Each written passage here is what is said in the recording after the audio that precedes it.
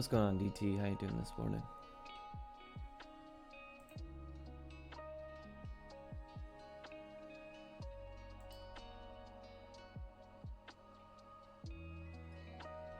Alrighty, got everything pulled up.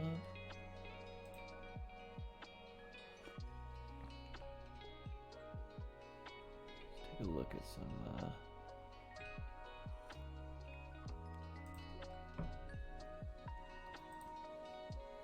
look at what's gapping today.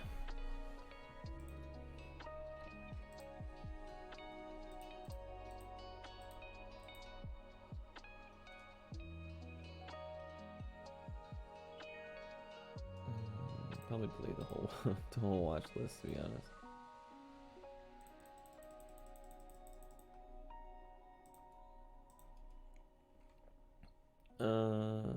Let's see. SENS.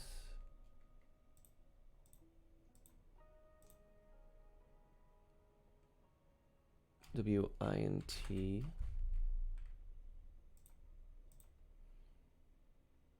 QK.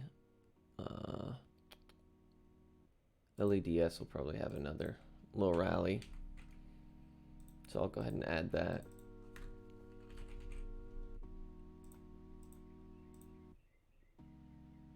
Yo, what's going on, man? Good morning to you.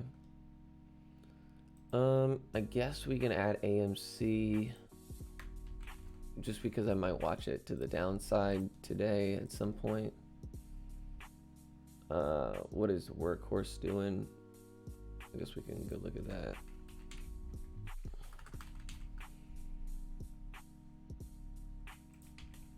In NCTY, I'll go ahead and add as well, just because it looks like it'll eventually pop over 1 million volume before too long. We'll keep this up. I'm not super impressed. Only 3 names above or close to 1 million right now, which is pretty low. Let's see what Workhorse is doing this morning.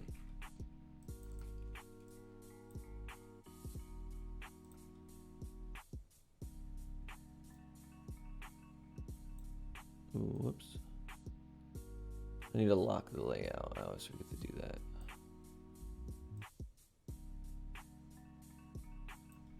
Fuck it. I don't even care anymore.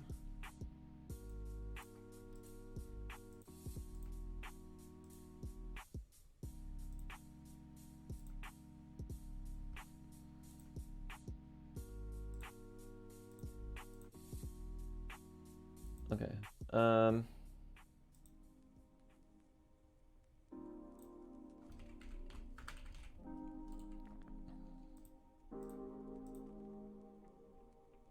Let's see. Yo, what's going on, guys? Good morning to you. Good morning, everybody. Ooh, that music scared me. So Workhorse is not doing shit. AMC looked like it was selling off this morning. To be expected. It might, I'll actually be looking for AMC to maybe pop at the open. And we'll see some moves down to this area, possibly. So if it can, since it's putting in higher lows here, you know, we might see a decent little rally at the open, at which point it will come back. Hopefully it will come back to test pre-market levels for a little bounce. But it's had a long week. AMC has had a long week, so I'm unsurprised that it is starting to wind down. This actually looks good right here. WINT, W-I-N-T.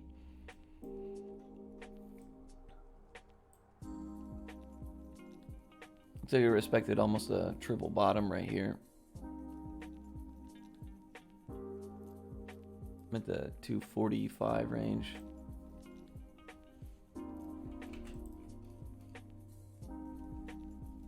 I'll go ahead and throw that up on the big screen as well, just so I can keep track of it. WINT. Cool. All right. Sens. I mean, it still looks good. It's up big. It's just kind of, you know, arching up here at the top. So nothing super spectacular on this one. Nothing that, you know, looks attractive in pre-market at least. QK. That's not bad, right? Because it's at least kind of like trending.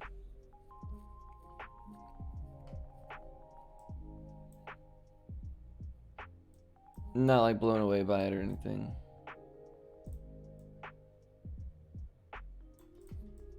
But that trend will be interesting to keep in mind. Workhorse, we already saw. You know, I actually was considering taking $20 calls on Workhorse yesterday when I saw this on the 10. I was hoping it would rally up and then fade maybe.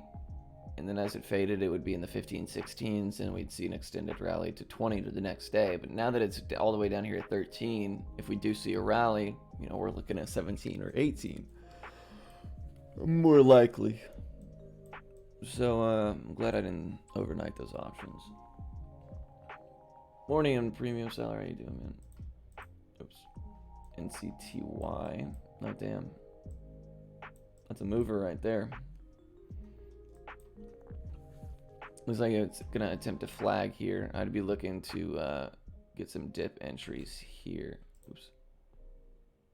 Probably in this range.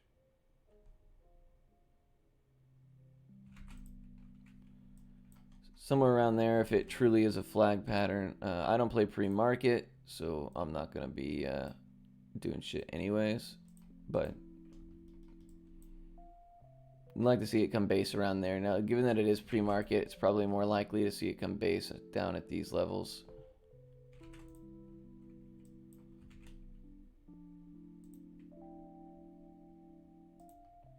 You could have a defined stop right around this range. So that's what I'll be looking at right now, just to see which one is which one of those zones is a little bit more in play there. This is not bad either. Which one was that? I'm gonna throw that up on the big screen. NCTY. NCTY. And then LEDS we got on our main screen here as well. It had a lot of movement yesterday, so I wouldn't be surprised to see it have at least like a secondary rally. Now, because it rallied in the pre-market and after hours, damn, what did that get up to yesterday? $21 almost. Because it rallied in pre-market, I would like to see it kind of trade sideways, so that when it does open, it has much less space to cover to break the pre-market highs before it can come back down to retest the pre-market highs for a bounce. If it continues to downtrend up here into the open, I'd be looking to take some puts or a short position right around that $18 mark, because I'd expect it to come up, test the pre-market high, and reject, possibly for an all-day fade. So that'll be in play as well. Yo, what's going on? From London, hell yeah. That's awesome. I got a lot of Discord messages I'm gonna thumb through real quick.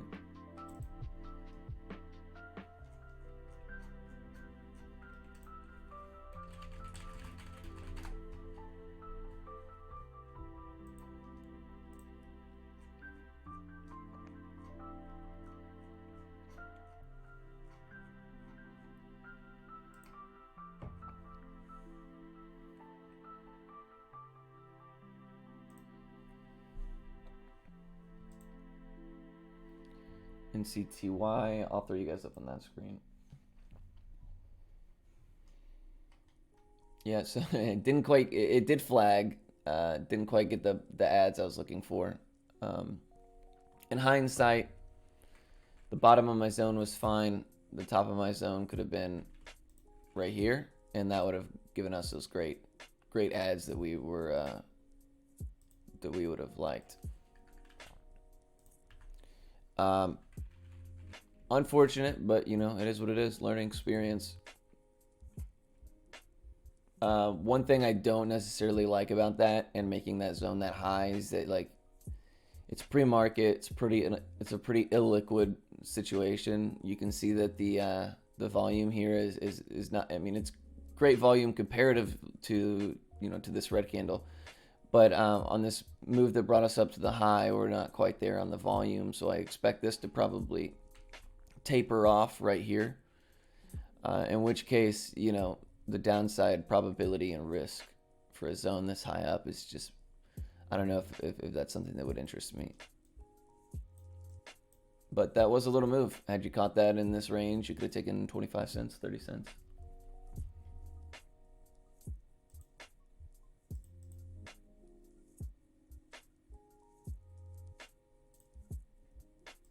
Yeah, morning guys, morning. So yeah, that was a little bit of a play there. I'm still curious to watch this zone. I would like to see this 10-minute chart kind of round off up here. It'll be important to see where this 10-minute closes, and we can assume that that's at least a pre-market high area. Probably looking closer to this 12.5 down to 12.25 range to come fill for a secondary bounce. So far, LEDS, WINT, and NCTY are the things I'm most interested in in the morning. Do I have work today? I do. Yeah, yeah, I do. Monday through Friday, 9 to 6.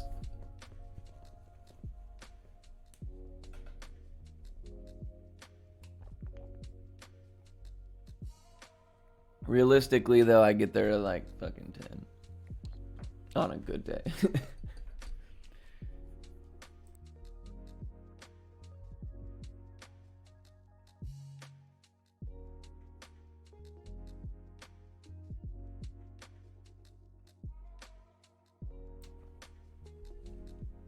When am I gonna quit? That's a good question, man.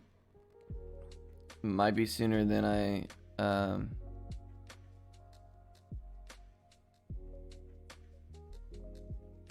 don't know.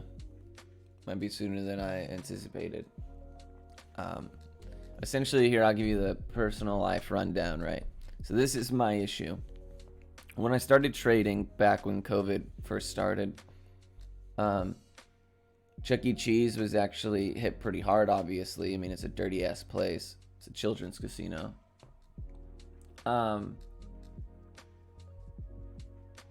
But essentially what happened is I was trading, some good days, some bad. I was learning, so I wasn't, but I enjoyed trading, right? And I was like, man, this is definitely, if I can figure this out, this is what I'd love to do. And at the time we were doing takeout only at Chuck E. Cheese. So there was like 2 of us working any given day. I was working like 3 days a week, like 11-hour shifts or something like that. 4 days a week, 11-hour shifts. And that was nice because I would go in, a little bit later and then get out at the end of the day, right? Like when we would quote unquote close. So I was able to trade all morning and then go to work. Now, back then I wasn't very good and I was, mostly losing money as I was learning and stuff. So, had I been, already profitable at that point, because I'd started trading, I don't know, a year or 2 before that, it would have been easier to be like, all right, this is the time, I'm making bank. I'm not really doing a whole lot of work anyways. I could have stacked bread so that I'd be ready a little sooner. Well, anyways, the good thing is that because the hours were kind of shifted, the 2 things didn't really compete with one another. They didn't really negatively impact the other. And then as we started to reopen, and I think we reopened in June of last year, late June, we started opening with social distancing and spreading out all the games and like crazy cleaning procedures. Right, Clay, listen to this. For like 6 weeks, every fucking Monday, they would make me come in at like 6 a.m. and get every token in the building. And now my store is the store that I run is huge. I build all the games and service all the games and stuff for it. It's huge. It has like 123 games, right? I have the most coin games out of anybody else in the state. Because, coin games are kind of a thing of the past. But every morning, at Monday morning at 6 a.m., I would have to come in, gather up all the coins in the building, and put them through the oven twice. Every coin. And then I would have to weigh them out into like 200, 300, and 500 count bags so that we could have verified, clean, sectioned off baggies of coins. It took fucking forever. That's what we were doing. But anyways, so, we started coming in at 10 a.m. Not a big deal. I can still trade up until 10 a.m. Well, then we started to come back to,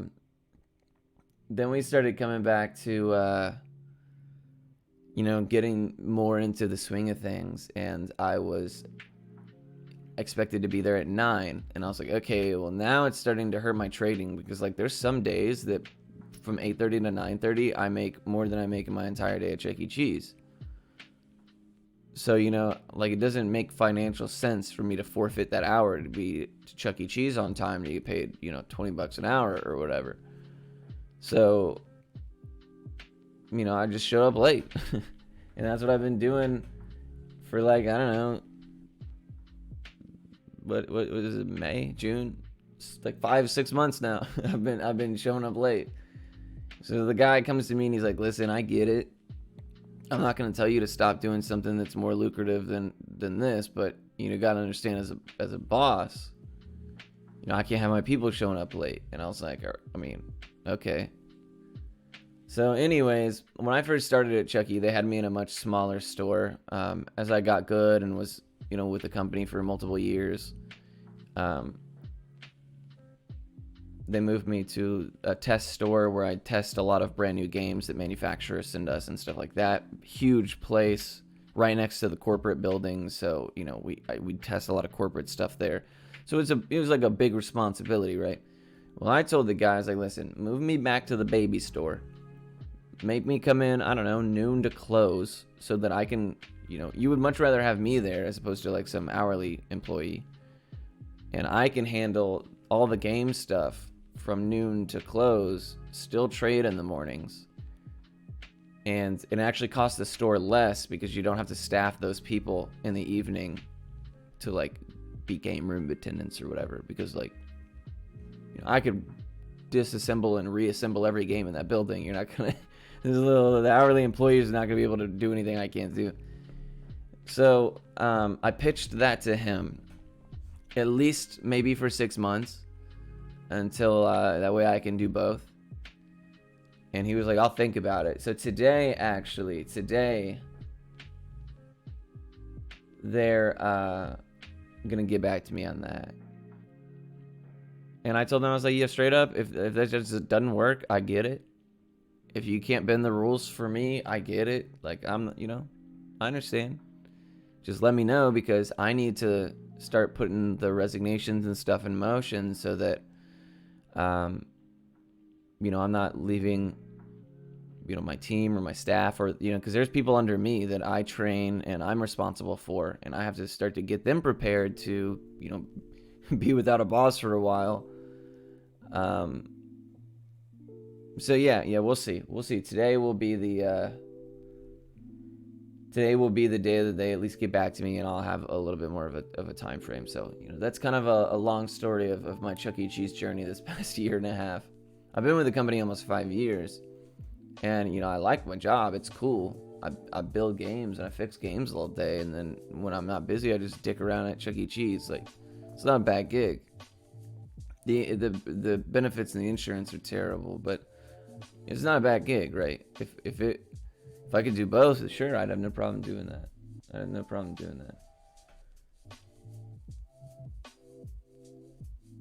Yeah, and we have other people who are like less important. I don't want to say less important, like that's disrespectful, but we have like kids who are hourly managers, cashiers, or like, people in the kitchen. They show up like whenever the hell. But it's like whatever, right? Because anybody can do their work. Whereas, the stuff that I do, a lot of it is electrical, a lot of it is facilities management. I mean, I repair HVAC systems sometimes, right? And Chuck E. Cheese, on average, any Chuck E. Cheese store, 60% of their revenue is going to come from games. So if I'm not there, all of a sudden that's a huge risk for all the stores in my district that I have to service and assist. So, you know, I've been trying to give them time to kind of figure things out, but my boss has been like so nervous about losing me that he's like, yeah, you know what, we'll have a meeting, we'll sit down, we'll discuss it. And he keeps on rescheduling. And I'm like, dude, I told you about this 3 months ago, and we still haven't talked about it because he wants to keep delaying it. Exactly. And that's what I told them. I was like, listen, man, I know that I can the only reason I've gotten away with it for 6 months is because I know that like they can't afford to lose me. But it's a good place to work. I like my people I work with. You know, I got no qualms about any of that stuff. Simply, you know, I got an opportunity to do something that's potentially more lucrative that I'd rather be doing. You know, if I could do both in the meantime until I'm positive about one or the other, that'd be great. But if not, you know, it's kind of where it's at. Exactly, and that's what I told him. I was like, if you put me to the, if you're willing to let me come in at noon, and you forfeit the 2 hours that we would be open, we open at 10 a.m.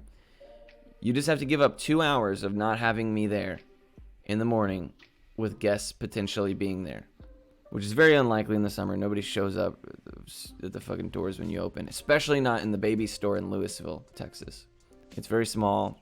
It's not high traffic. And if you put me there, I could get that store, which is one of the worst in the district, in really good shape.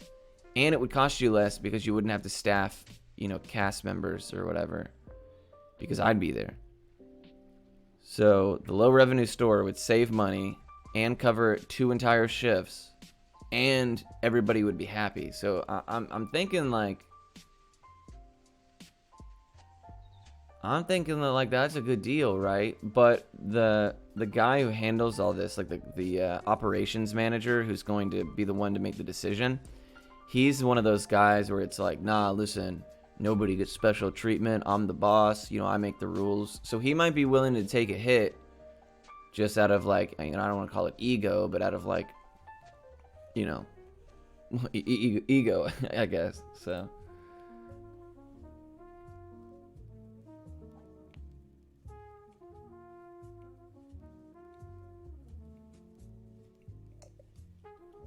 Yeah, he's like that. I had he actually just got switched with a regional operations manager that I used to work with, who was an amazing guy. Real great dude, but he was in Houston. He moved to Houston, and the other guy swapped him and came to Dallas, whereas they used to be reversed. And the new guy, you know, is very like, you know, we do things my way. If I come in and I say I want that game move, we're moving that game. If I come in and I say this looks bad, we're changing that. You know, he's one of those guys where he kind of gets off on the like, yeah, listen, know the chain of command, know, you know, that I'm the top dog. He does.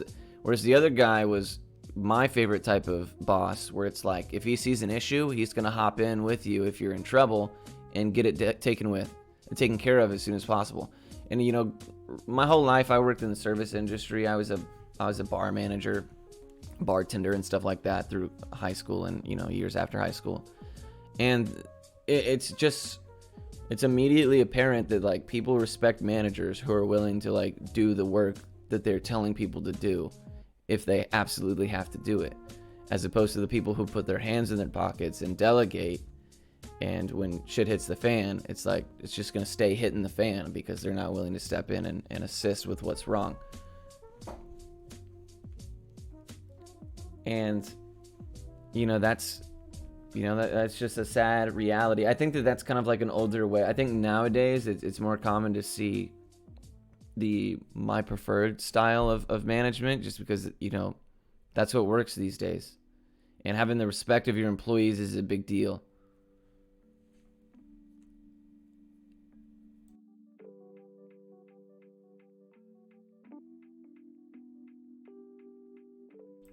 Yeah, I was actually I was looking at that NCTY.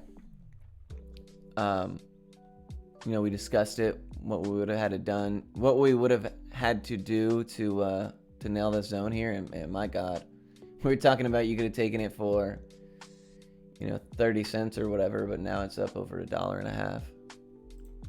And no. I mean, we're here to talk. We're here to talk stonks. It's all good.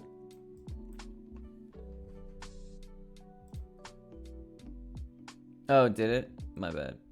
Let me turn the desktop audio down a little bit. Yeah, that was a good little rip right there. And you could have even picked up on the secondary dip, right? If you decided to take here, oops.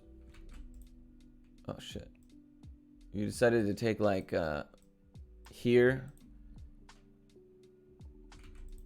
Nah, you would have had to have based it off the 2, which I'm not crazy about. Bro, fucking Weeble, dude. You could have based it off that level on the 2 right there. So you could have used this price action, these tops with this, but this is such a recent candle. I would have probably never done that, to be honest. But it's always worth looking at and seeing, like, how could I have caught the next move? What could I have based it off of?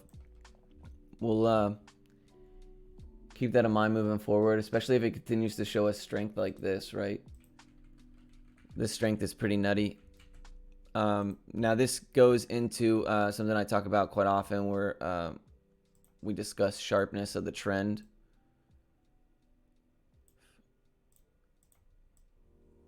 Sometimes the trend can be too sharp, right? So take a look at it over here on the 5. We're looking like that, right? So the first instance of significant selling, we can only afford one red candle before we have another green in order to maintain the trend, right? On the 5 and on the 10.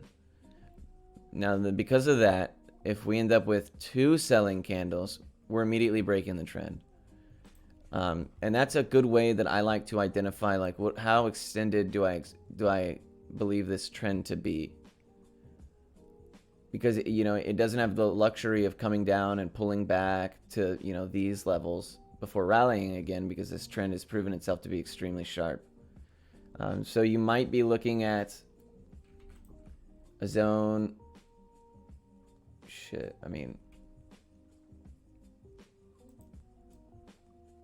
Maybe in this range now, in order to not forfeit the trend. And as it gets more and more sharp, you have to understand that the probabilities of it continuing drops the sharper it gets. Another good way, if I talked about this the other day, another good way of telling about exhaustion is to just pull up the RSI. Now, I'm not a big indicator guy, but on the RSI here you can see that, like, a healthy move above trend is significantly above the RSI. We got to pull back to the 70, a little pop, pull back to the 70, pop, pull back to the 70, pop. So here's your pullback to the 70. Now, if it, you'll notice that same pullback to the 70 is exactly where I have my ad zone. So the RSI is a good way to tell if a move's losing steam. So that zone would have just been filled right there.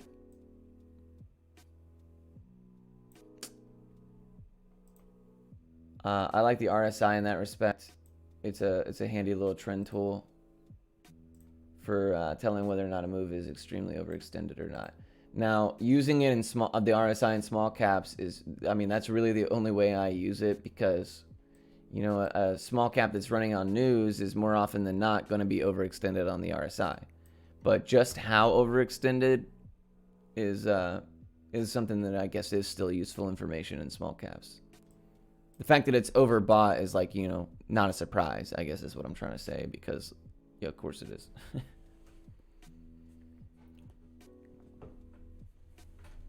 So, yeah, that zone would have filled so far. We'll see if it forfeits the trend support right around this range.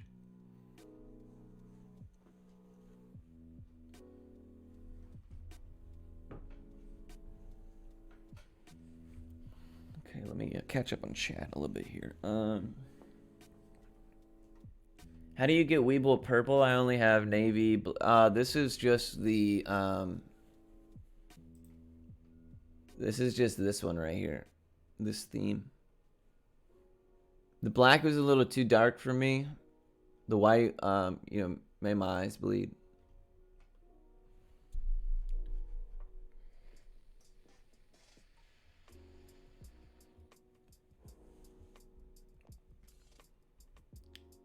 Crypto mining, interesting.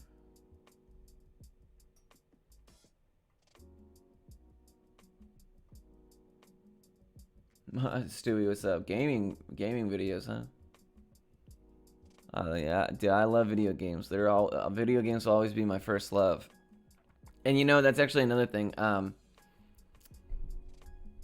That because I've streamed on Twitch long before I started doing stocks. Right, I've streamed on Twitch for years, and most of it's speed running and a really niche gaming community.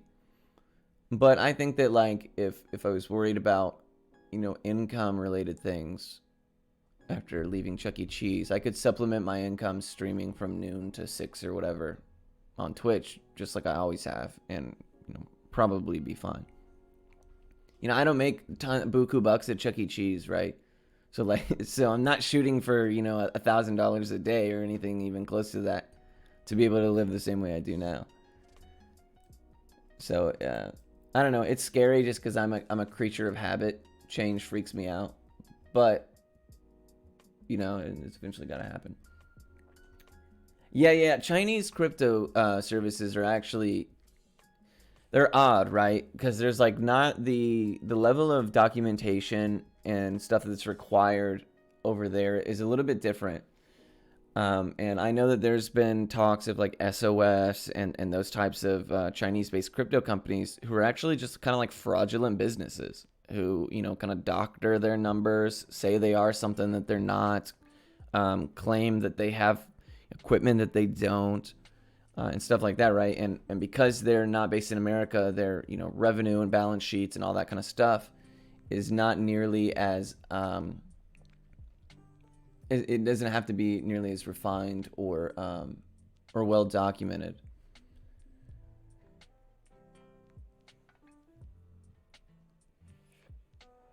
Yeah, the NCTY downside, that's what I was actually talking about here. We're talking about the sharpness of trend a minute ago, and how it's super extended. I said that right here is really the only zone you can make and still maintain the trend. Looks like it might have gotten tapped in right there. You could have taken it for 10 cents, but the downside is so likely here that I would just avoid it. We're talking about how sharp this trend is, and the first instance you see of selling action is going to forfeit that trend.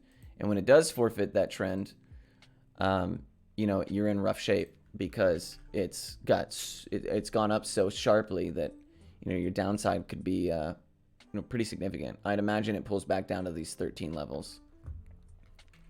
But we were right, just like we brought up. There's I told you you can't afford any selling volume or any selling action past this point, and as soon as we saw that, it did exactly what we talked about. So now I would look for it to potentially bounce within this area. Still not taking any position, just observing. But we were right on the money about that. Right on the money about that.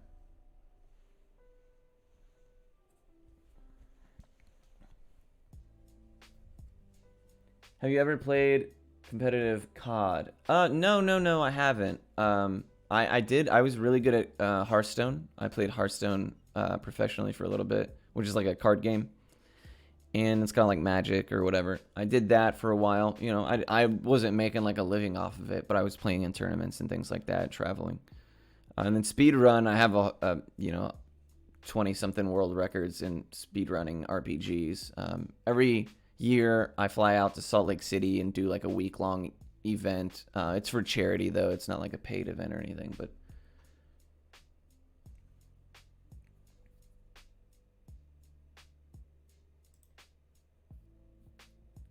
yeah, you know what? And that's the thing though, is like China, because they're kind of a gray area, they do have some like really lucrative investments.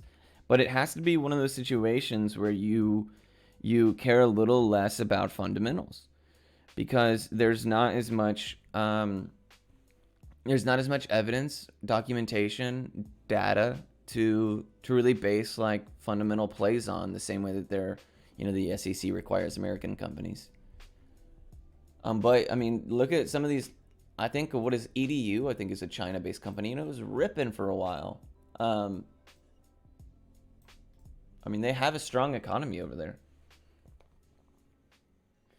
Yeah, excuse me. WINT is looking sharp right here. A little nice reversal. No, I don't generally play reversals, but if I was to, what would have been the sign? If I was gonna play some low risk options, I would have looked at this. Whoops. I would have looked at this higher low here and assessed that you could have taken, you could have shot for the break of VWAP and risked, just this previous low. So that would have been a pretty low risk play if I were to be interested in a reversal there.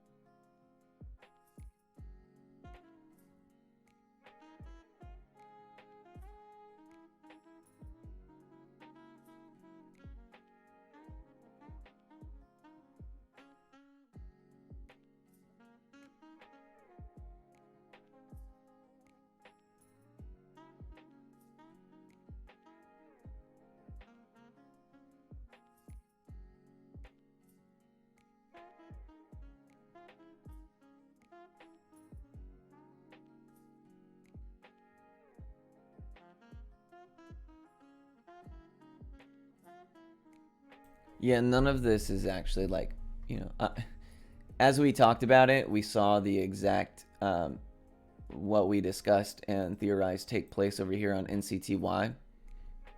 That's cool to watch, but this is generally what I do in pre-market right now. I know that we've had like a solid week or two as far as a solid strong market or what have you, but that's not enough to convince me to trade in pre-market until we start seeing like, a couple 100% runners or what have you. Now, if we look at the RSI now, let's take a peek at the RSI. Remember what I was talking about? Like, this shows a strong trend.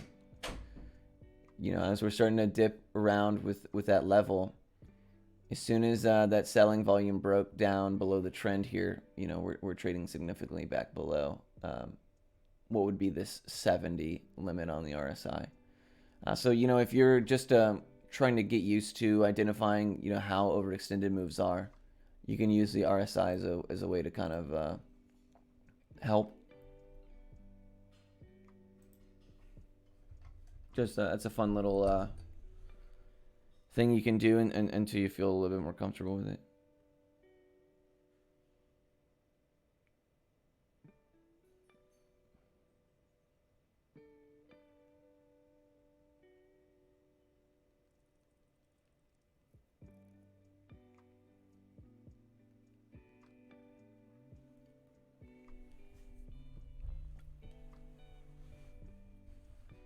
WINT is looking nice here. Now, I don't do reversals, but this is looking pretty cute. Let's draw a little trend line right here.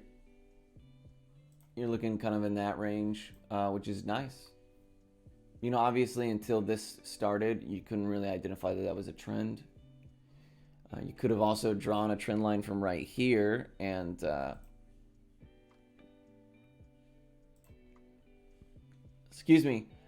believed that the trend was already forfeit. So obviously you can't always make information until more or you can't always decipher or assess information until the information is actually given to you. Interesting to see how the 20 SMA is being respected over here on NCTY. Not a good sign of bullish behavior. With the volume and this action here, I expect it to dip even further. This looks like a little short-term bear flag. If it were to bounce, I would have expected it in this area. But now it's competing with the VWAP and the 20 if it is to come down here to get back up. So I don't know. It's looking like a not so great move. Can you show how to draw your zones? Yeah. let's find a trying to think of what a good ticker to draw zones on would be. What were some good movers yesterday that were uptrending in the morning? LEDS is pretty bitchin', wasn't it? Here, let me move you to this one. Yeah. All right, so here's a good one.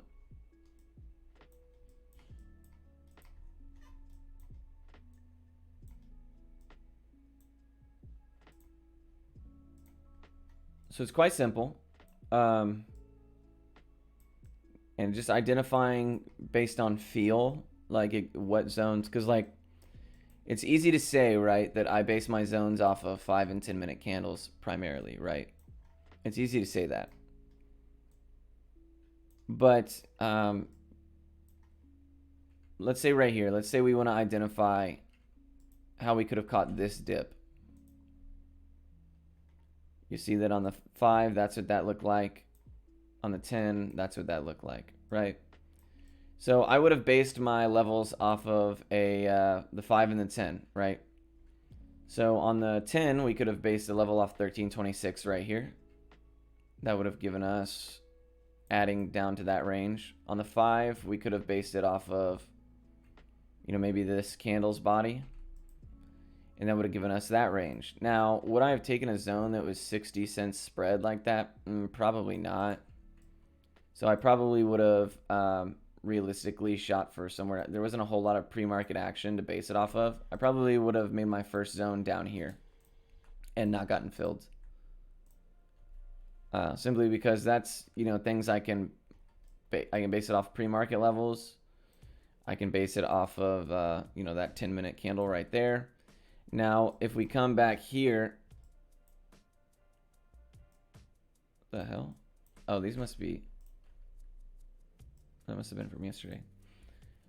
So 1326, and then we run up here to, maybe the highs of this area. Yeah, there you go. So if we go to what would be the highs of yesterday or the day before, I mean, this is what we're looking at now is yesterday, but the highs the day before plus, the high of this 10-minute candle, we could have captured this move, darn near perfectly. So, I mean, that's essentially how I make my zones, right? I find 5 and 10-minute candle price action. It can be bodies, it can be wicks. And I try to identify that, price will come back to that range. The next one probably would be a little bit better of an example. So let's say that we base it off of this 10-minute wick here and this 10-minute body. We would have caught this move brilliantly. So over time, as I kind of built the system and figured out, my method of how to do things, I wanted a couple of things. I was big into options. And I loved the aspect of options where it's like if I buy a $100 contract, the max I can lose on that contract is going to be $100. I always like that about options, that like your risk is very, very well defined. You never get into an option without knowing exactly like the max amount of money you can lose. And I always thought that was cool. So I wanted something that could kind of incorporate that, which is why I do risk management the way that I do now, where I'm similar to an options contract. Every single trade, I know the max amount of money I can lose. And so that's one element of my system. The next was I had to identify, I love to trade within the trend. I feel like it's the highest probability, or it's the probability I'm most comfortable with. So how do I identify a good trend or good ways to enter within a trend? Well, a pullback obviously would be the most lucrative. And it would give me the lowest risk to reward because I give an example of an airplane taking off and then coming down and then taking off and then coming down. Like you don't want to hop on that airplane in midair because then the ground, your risk is significantly further down, right? If I got in up here, I'd have to risk the low of the trend, which is all the way down here. So instead what I can do is wait for it to come back to pick me up, to pick up some passengers. Then the low of the trend is significantly closer. So, that's a way I like to describe it. But in doing so, I said, okay, well, how can I identify where that is? So I just started charting out pullback zones like this, you know, pullback like how could we have caught this? And then I started to look and realize that there was like or here you go, here's an even better one. I started to realize that there's like a lot of confluence between previous price action levels. And here, to make it a little easier, previous price action and where price pulls back to. So you could have used these two 10-minute candles and caught this move perfectly, right? And I started to realize the more and more I charted this out, that, you know, like the 10-minute chart, it was given a lot of really strong levels. Now, I also noticed, you know, I actually didn't notice this until like recently where somebody brought it up to me, but the 10-minute chart, so, you know, people ask me about like, oh, I chart lines on the daily or whatever. Well, you'll find that the 10-minute chart respects daily lines in such a way that, you know, you oftentimes will be respecting daily levels without even having charted them out or realizing you're respecting daily levels. Because if it is a key level, odds are pretty likely that the 10-minute chart is going to react to those, right? So here's your daily levels. Maybe this is not a great example, but the point remains. Oh, there you go. There you go. There you go. Boom, boom, boom. 1, 2, 3. 1, 2. One right here. So you see what I'm saying is that, like, oftentimes the daily levels that might be charted out, the 10-minute chart is going to interact with anyways. I hope that that makes sense. So anyways, you know, that's how I started to build my zones off of 10-minute candles. And you know, eventually I started incorporating 5s as well. But let's talk about this move right here, right? If you took this wick and this body, you could have caught this pullback perfectly. Now, why would you choose that though? Like, why would you choose that body and that wick? Well, a few reasons. So let's say that I was sitting here and I said, okay, where's the next pullback going to be? I can do this. I can do this. You know, where do I have my, which zone do I know is best? Well, a couple of things can come into consideration here, right? One is, how wide is the zone? Like, I don't want to give myself 50 cents on a ticker that's only up $2, because that's like, you know, 25% of the whole range on the day is the length of my zone. Another thing is, like, where do I see resistance levels? If I were to get filled right here, I could scale out comfortably right here for a really strong move without having to risk, you know, that high of day test resistance possibility and stuff like that. So, you know, play around with that. Another big thing is that I like to, you know, the 20 SMA and the VWAP, they're lagging indicators, right? But you can actually utilize them in a way that you can get future information out of them, even though they are lagging, right?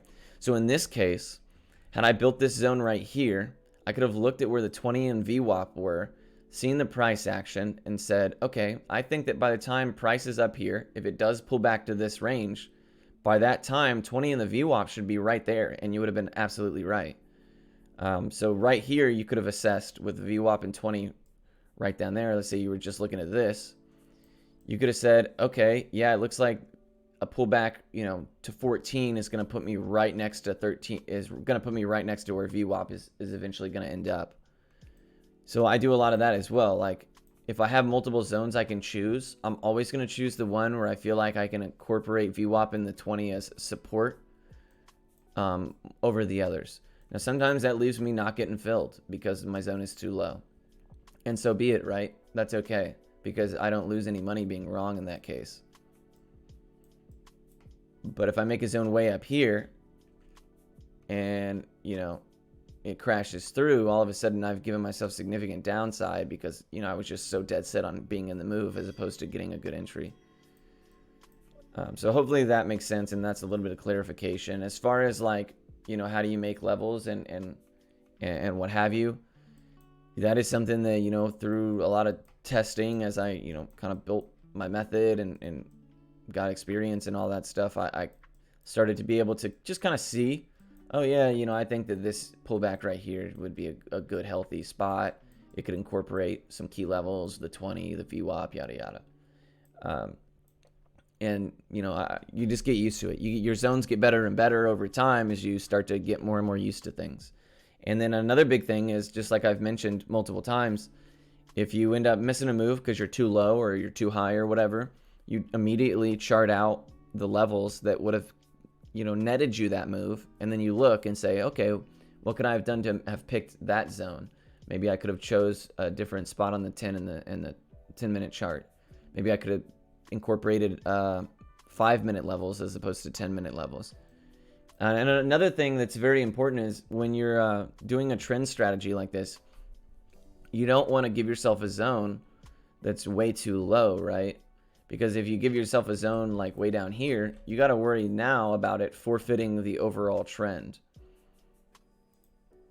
So if you are like, yeah, I want a really great entry all the way down here, well, all of a sudden it's no longer trending up, right? You're talking about a double bottom or an arch, which could potentially be, the backside of a downtrend. So I like to pick spots based on where I believe my indicators might eventually be, areas where I think I can get good value risk to reward, zones that, depending on the ticker's daily range, makes some sense. You don't want to take a 50-cent zone on a stock that's moving $1, because half the stock's potential movement is going to be where you're attempting to add. You don't want to have a zone that's too low that it could jeopardize the overall trend. And yeah, I guess that's it. And I guess if you do miss your zone being too high or too low, immediately chart out and assess, how you could have identified the correct zone. And the more often you do that, you'll find that you start nailing your zones more and more frequently. Hopefully that was kind of a long-winded explanation. Hopefully that helps.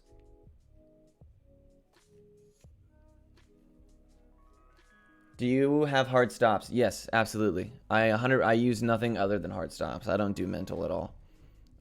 My risk is very, very defined, just like in options. My risk management mechanism is here. This is a good one. My risk management is very, very structured. So right here, let's say that I have a $10,000 account. On any given trade, I'm only ever going to risk 1%. As your account gets bigger, you might do 0.5%. Like if you have $1 million account, risking 1% is sounds pretty scary. But anyways, let's say that I have a $10,000 account. I'll only ever risk 1% of my account per trade. So right here, I make my zone. This is where I'd like to enter if price did come down to fill. Now, I'm going to make my stop based on technicals. So because I believe that, the VWAP and the 20 and all that has to be crashed through, my idea is that this is a trend upwards.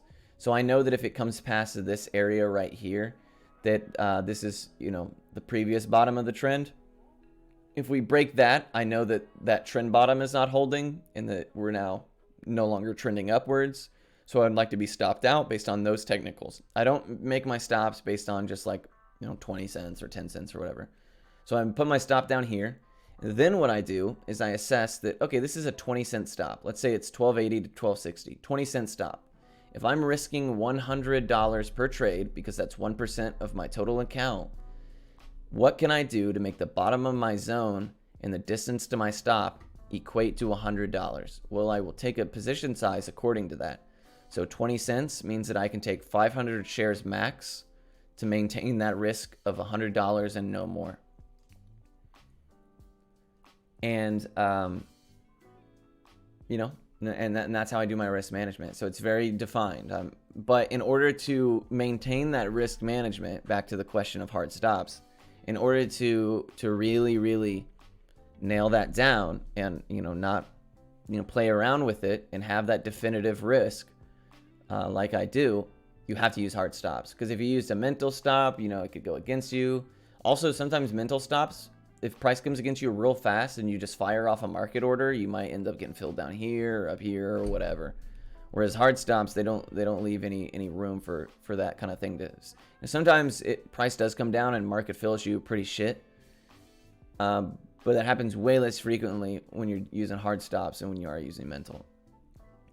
So yeah, that's my risk management mechanism. It's very strict. Yeah, and exactly. Now there are people who can get away with mental stops. I know Bear in Discord. He is a mental stop guy, and that's fine. He's a very successful trader, very talented guy. Me personally, I've tried the mental stop game, and I've found that I find that I am weak and I lack discipline because 100% of the time I'm like, well, maybe my stop should have been a little lower, and then I'm like, oh shit, now I lost $200. You know what I mean? Yeah. I'm a weak boy when it comes to stuff like that.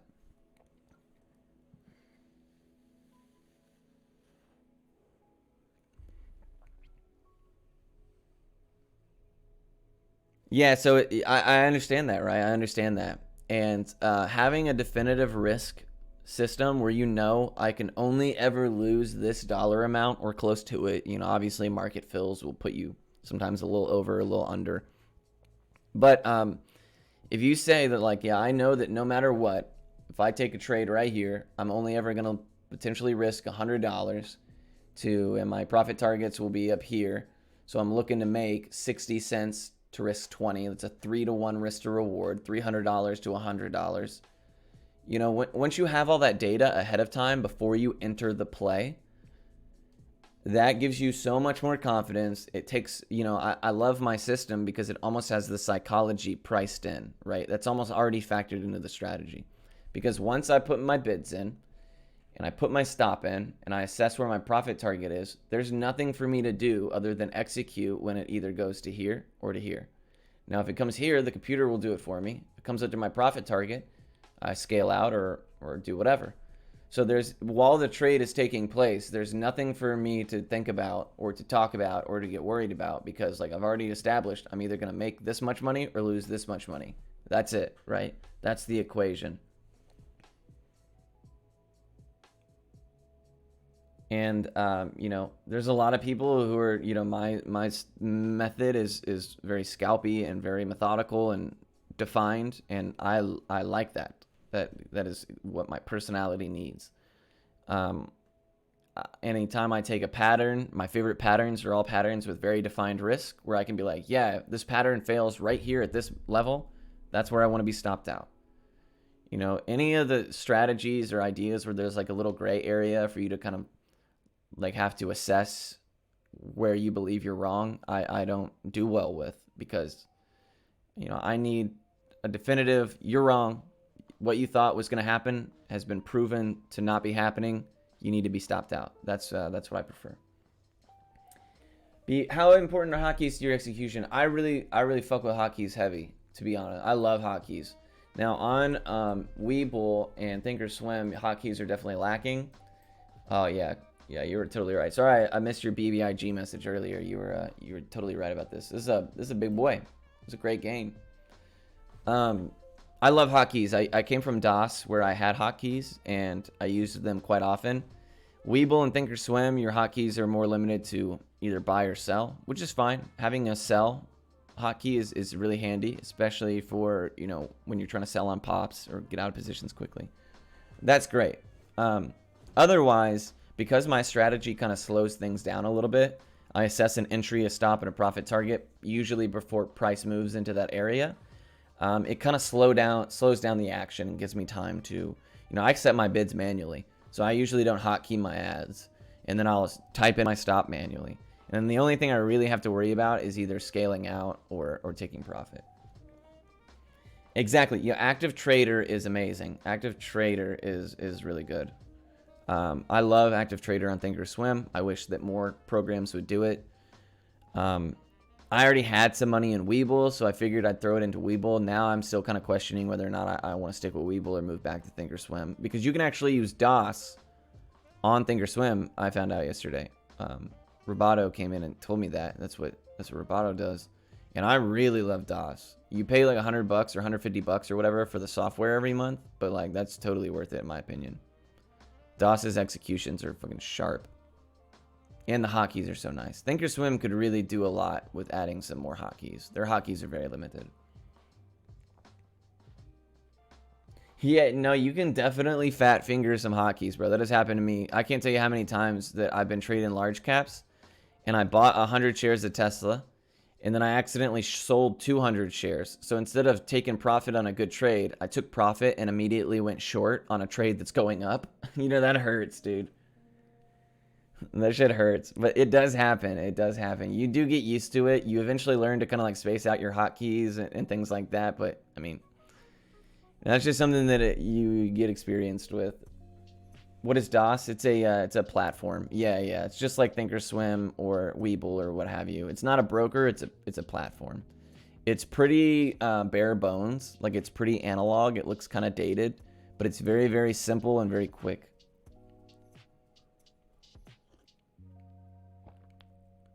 Yeah, I totally understand.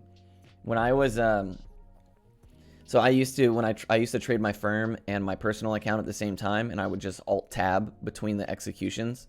But one day I realized that my hotkeys were the same on both, and I was like taking 1,000 share size on, you know, some small cap, and then on Tesla on the other window that I didn't have pulled up, I was in like, you know, a bunch of shares and shit. And I was like, oh no, what has happened? Because the hotkey was firing on both of the platforms.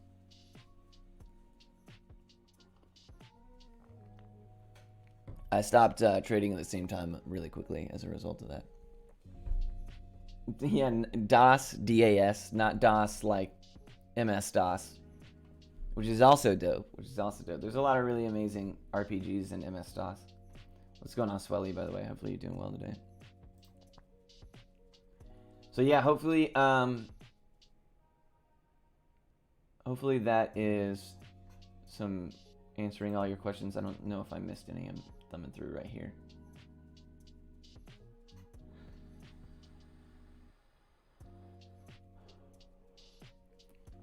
Even in really extremely talented traders like Fappy and Bear and all that, you know, you still hear about them accidentally fat fingering a key, buying 2,000 instead of 200. You know, that happens. That's why you just kind of got to be focused and pay attention and immediately get out as soon as you know, make that mistake. I do have a video. I see somebody asked about options. I have a video on how I do options. A short video here. Let me see if I can find it. I've been sharing this because people are asking more and more about options. I do my options almost the same way I do my equities. It's very simple, very scalpy. I just trade premiums.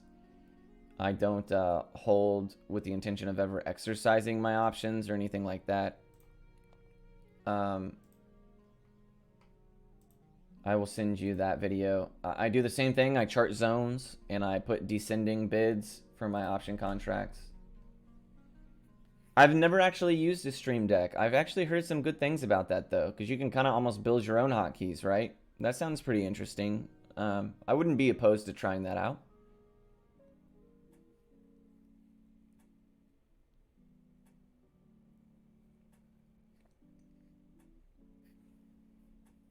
That's not a bad look, and those Elgato stream decks and stuff are really not that expensive. I know that you can set one up on like an iPad as well with just downloading an app.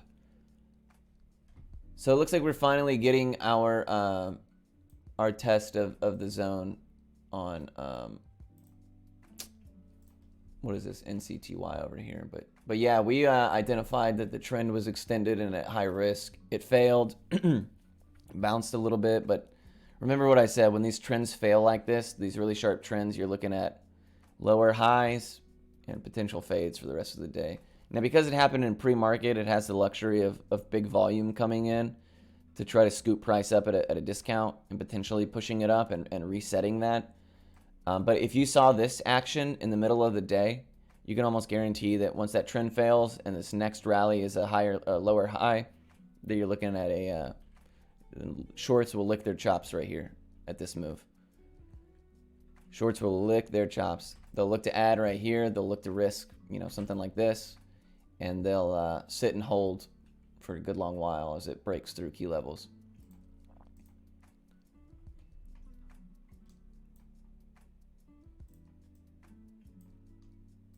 And yeah, I you know, when I built my system, it was through a lot of, you know, losing a lot for a long time and then trying to get better and trying to improve and trying to figure out ways that I could use a strategy to kind of solve some of the things I sucked at, like chasing and, you know, not exiting losers when I needed to. So, you know, I kind of tailored some of those aspects of, you know, my quote unquote psychology or method or strategy or whatever to help alleviate some of those issues, or at least take the decision making mostly out of my control in those respects.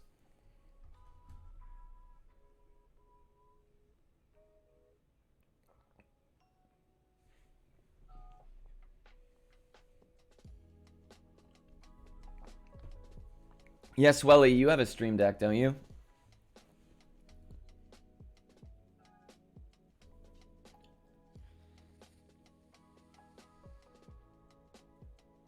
Yeah, I do. I do right now execute. I just moved everything over to Webull within the last week or so, so I am executing and charting on Webull, yeah. Now, I'm currently trading with my mom's account as well as like a small account I funded because I got over PDT finally. And I moved my account from cash to margin, and it's going to take like fucking 6 days apparently. So my money's all in purgatory like my main account. Oh shit. Actually, I see right now my buying power is 25.490. Let me reassess. Maybe it's already been done. I should have leverage though. So maybe it's not finished, but still, that's pretty cool.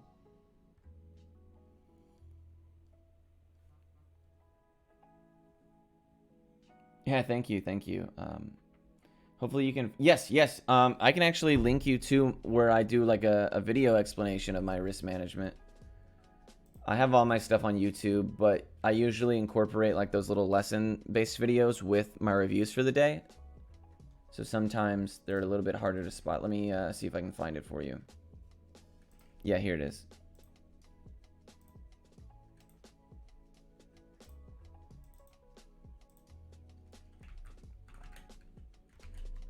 Yeah, that is the video on risk management. I think I did the risk management at the end of that video, so I would skip to the end. And I bring up a little chart and everything to kind of help do the math on position sizing. So that's definitely a lot more involved of an explanation than I just gave. Yeah, absolutely. What is the relationship between Stream Decks and programs like DOS? I'm actually 100% not sure. 100%. I have no idea. I would have to play around with it. I know that I have heard, though, that people do use it in that capacity.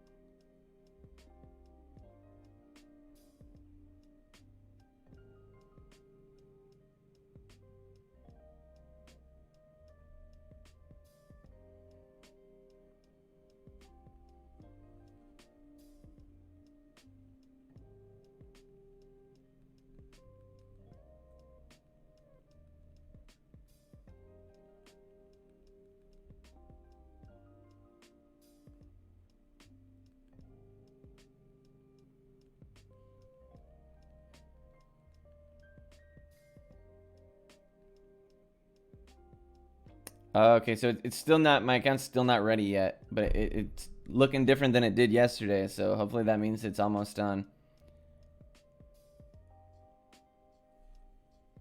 It looks like I'm able to trade with what I have, but if I do, it resets the timer on my margin being converted. So let's say that I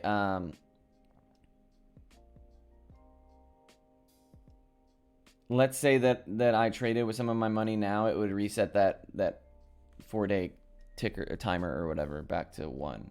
So I'm gonna not trade on that account. We will do a different one today, which is okay. Good luck today. Hey, thanks, man. I appreciate it. Good luck to all of you guys today. Hopefully we're making bank. BBIG. Sorry, Alex. I totally didn't see that. BBIG, you called 386 378 386 378. I mean, that would have been a pretty good one right there, my friend. You're looking at capturing that dip. My issue, though, is that the zone is good. The fact that it's pre-market is kind of meh. The fact that it wicked down below VWAP in the 20 and got pushed back up is a strong sign, but you'd be looking at trying to scale out at a profit target of like right there, just because, you know, this is almost like a head and shoulders type situation. Definitive risk could be like, you know, down here. You could be risking 10 cents or so to make, you know, 15 to 20. Definitely not a bad zone though. The zone itself is good. Just the fact that this 10-minute candle is so large, a little bit concerning. But I just pre-market is super hard to figure out. So had we taken the zone that we discussed earlier, we would have been filled a little bit on this move and caught this move on NCTY. So that's pretty cool. What did we chose right here down to right here? Or no, it was below, or it was here down to here, I think. So yeah, we might have got tapped in on one bid. Something like that. I can't remember where it was, but yeah, I definitely like that zone a lot. I mean, it's a good zone. You could also draw yourself a little trend line here and see like, oops. Jesus Christ. You could draw yourself a little trend line here and see if, you know, how that would respect. So if it did bounce right here and rally up, you'd be in good shape. You can expand it a little bit to kind of like that, perhaps. And just see what the interaction is there. Yeah, I like that. That's a good spot, my friend.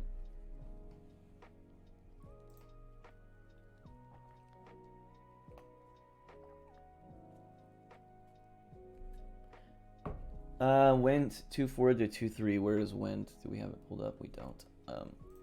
Let's take a look. Went 2.4 to 2.3. So 2.4 would be down here, down to 2.3. I mean, that's definitely a good zone based on these technicals. Generally, when we're nearing the open, I like to assess zones that are low like this, because it's very likely that if it pops, it's gonna go and you miss it. Not a big deal. But if it drops, it usually doesn't just drop a little bit. It usually drops quite a bit. So I would actually like this 2.4, 2.3. You could risk 2.17 and try to catch that as it, you know, dips on the open for low risk. You're risking 13 cents or so, and your upside could potentially be, you know, all the way back up to this price action, so 30 plus cents. So yeah, I do like that zone if it continues to dip like this or trade sideways like this into the open. Hey Alex, nice move on BBIG for you right here, man. Good spot. That would have netted you, you know, 10-15 cents already. I am going to go shower now and get ready for work. I'll be back probably 5 to 10 minutes after the open. I don't trade the open. I'll leave this stuff up, leave the music playing and all that, so you guys can still watch it or what have you. But yeah, I will be back shortly. Good luck to you guys who are trading the open. You know, make some money today. It is Friday, so you know, do what you can to go into the weekend, you know, richer than you started it, and don't leave a sour taste in your mouth for the whole weekend. So I'll catch you guys here in a bit.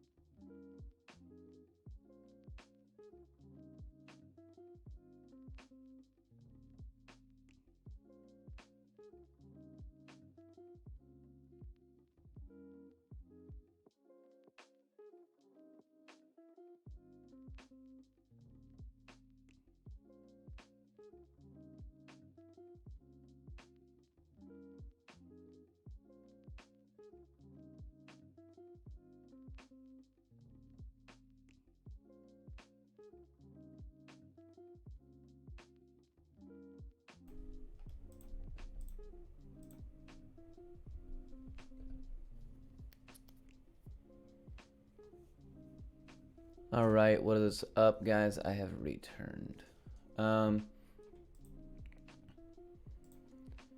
We got close to Wint filling that zone there. Damn, LEDS ended up ripping. So that's going to be our main watch here then.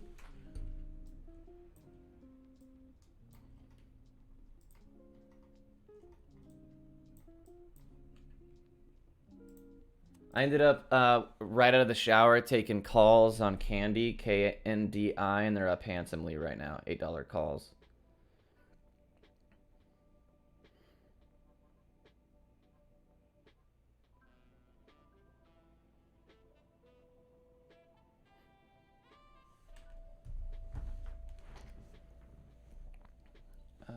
They're looking pretty sharp.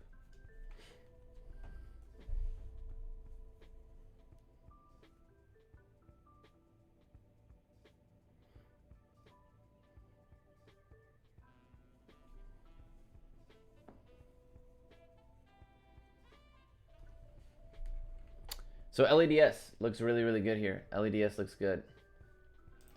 If I had to chart a pullback, we'd be looking closer to perhaps this range here, but you know, we've already missed that move. It's already been established. So I would shoot for something closer to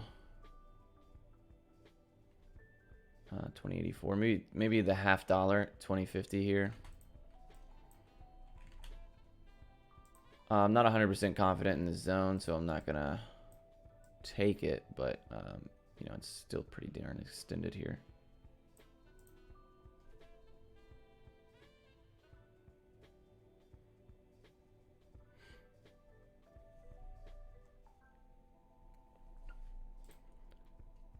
I would like to see LEDS continue to come up, round off, especially on the 10, and then I would like to reassess an area based on that information. BBIG looks like it could continue. Let me draw a trend line here and see what we got. Let me throw LEDS up on the main screen, on the bigger screen as well, and we can look at both of them at the same time.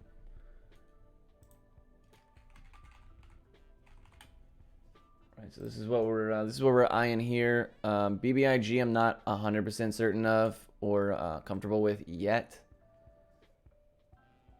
I would simply like to see, you know, a break of these levels. What is that? $4.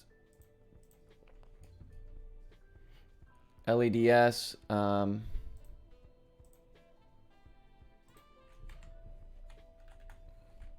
We're identifying this area here. So the 10 didn't round off. So we got to be mindful of this. What time is it? So we got 4 minutes on that 10-minute chart.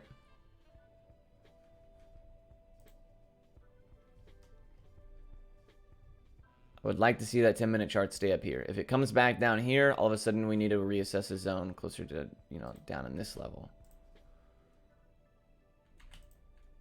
You know, maybe somewhere in that range. But we'll keep a watch. All right, so there you go. There you go. BBIG is through that area now. We want to see it not give back any of this body on the 5 and the 10. That's good stuff. We would like to now, if we wanted to take a low risk setup, we could take that 4 area. That's a little too.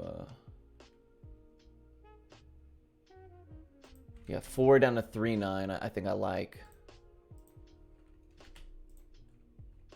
Real low risk. You can have your stop loss down here at 374. You can risk 15 cents.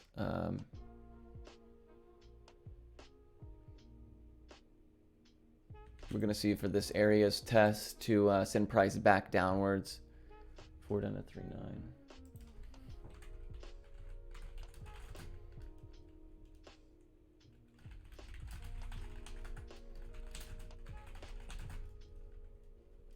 So what was that area on LEDS we called? 2088 to 25.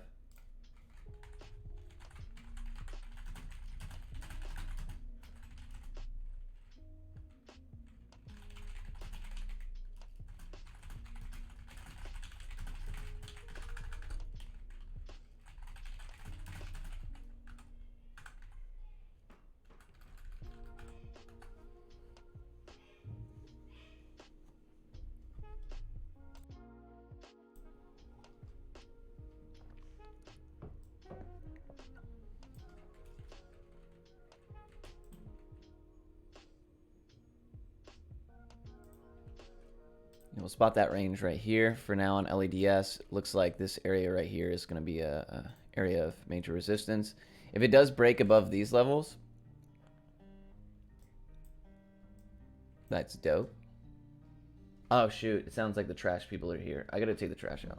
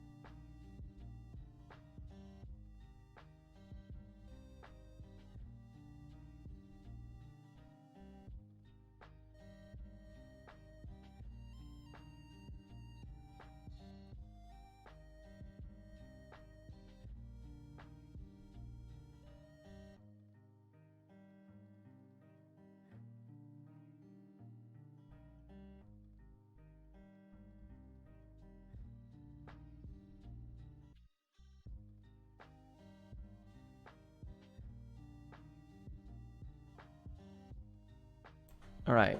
Okay, cool. So LEDS did end up ripping, which is really awesome because that allows us to reassess a more conservative zone. We'd be looking at, see what this looks like here, up to here. Yeah, I like that much better. 2189 to 2138. Definitive risk down here at the 2060s. You could probably even have it a little bit higher than that, close to $21, because that gives you the fail of VWAP. 2189, 2138.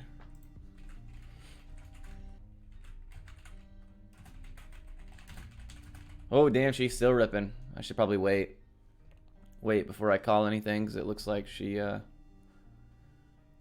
could go a bit harder here. BBIG did end up rejecting off of that level of resistance there. As you can see, that's at triple top now, so that's worth keeping in mind. It does look like she wants to fill the zone a little bit here, though.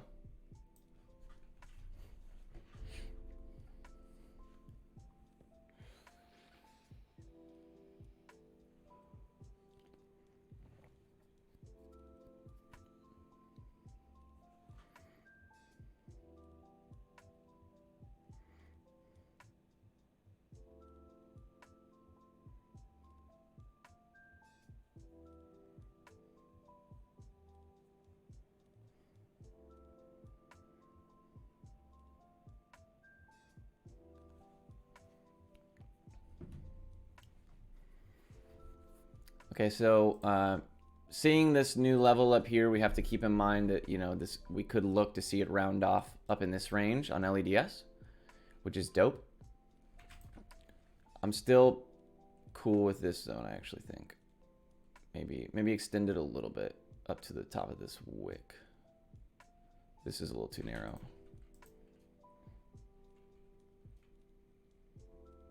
It's still quite a large zone, but the ticker is moving quite a bit, so be it. Definitive risk probably down here at this 2077. 2222, 2133. What was the previous zone? 2189.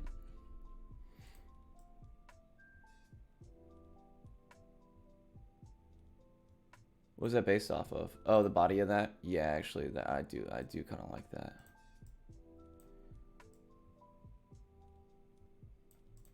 Gives you a better ad range here, just in case this run does give back some. 2180, 2133.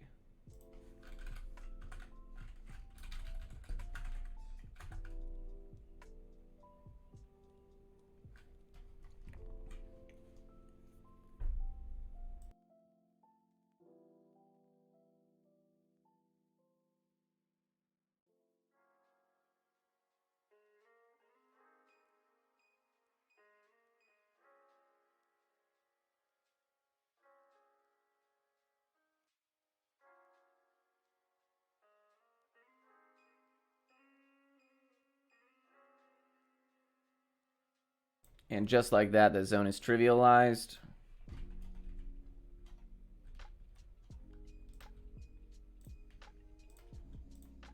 Hey, what's going on, Yeti? Yeah, absolutely, man.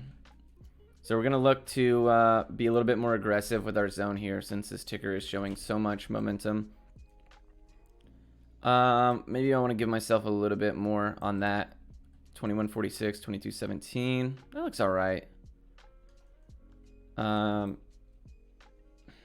Maybe not. Maybe we want to actually get even more aggressive.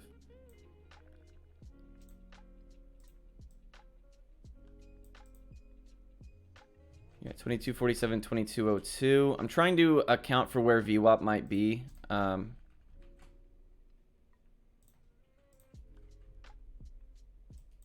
Again, though, I don't like that look on the 10.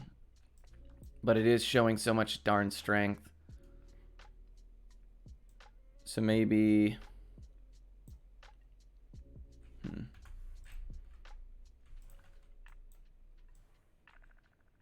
Yeah, maybe we'll do this one. It's a little bit more conservative. Worst case scenario, we don't get filled. 2210 to 2150.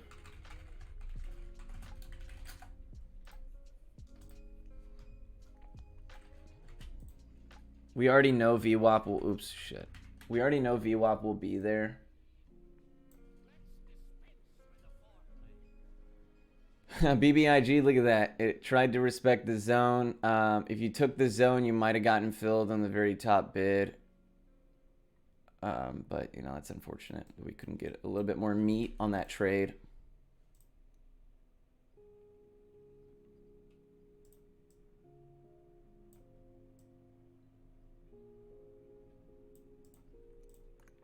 But yeah, I like this zone. I feel like it's a good risk to reward here. You can start considering scaling out at these levels. Definitive risk down here. 2111. Probably give yourself a little bit more room on that. Just because the wickage could be significant on that sell-off. So you're risking 50, 60 cents here to make, you know, $1.50 at your first level of resistance. You could even scale out a bit sooner for a dollar move. Those are all pretty good. It's hard to really tell on these tickers that have significant range like this. And the reason for that is quite simple, actually, is because when there's so much FOMO and momentum going on like that, people will pile in at the first sign of a pullback. So instead of like trend-based pullbacks, what do? You get trading sideways on a low volume pullback before another rally, which is fine, right? You can still play those moves. It's just not really my speed, simply because I like to see a little bit more. I like to see a little bit more value on my entries. So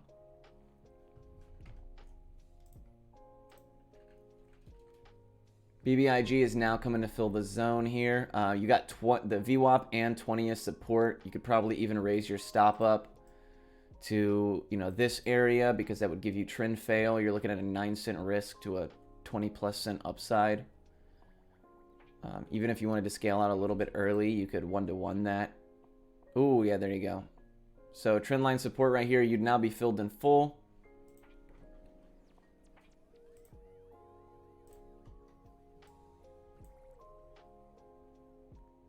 Let's see how this how it interacts here. You would like to see price kind of close up above this 20. We do have the 20 on the 5 still. That would give us a little bit of wiggle room before our stop is hit. It looks like that's right at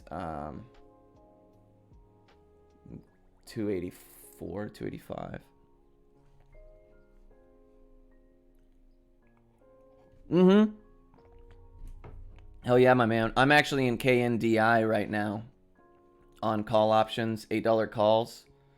Already sold half my contracts for a decent profit. Now I'm just kind of letting them ride. So again, yep, this just like what I was talking about here on LEDS. You're looking at a, you know, trade sideways, low volume pullback, continued upside. And these tickers with these huge range and huge momentum, that's what happens. But again, we can go back to, it's a good lesson for what I was discussing about the strength of how sharp a trend is. This one's looking pretty darn sharp, right? So the first instance of significant selling is going to be pretty darn impactful.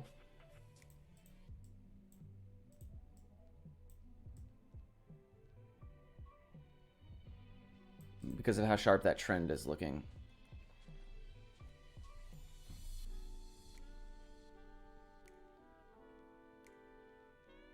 Nice, nice. EFOI, I know somebody mentioned in chat. Let me go take a look at that here in a second.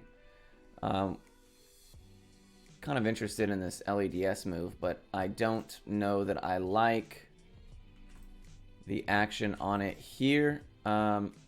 You'd be looking to add within this range probably now on the dip to trend support. Maybe 24 down to 23.5. But, I mean, every time that it rallies like that, let's take a look at the RSI, but it's, yeah, well overextended. Just keep that in mind if you are, you know, trying to move zones up to chase this move a little bit there.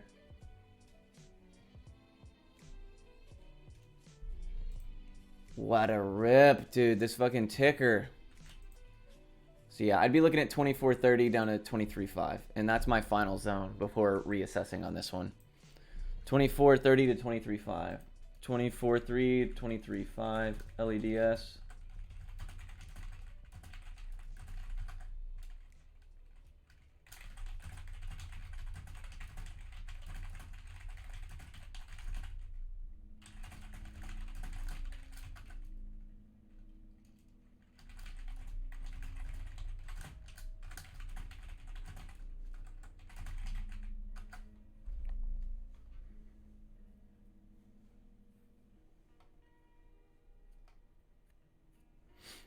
So, yeah, this is where I'd be looking to add here.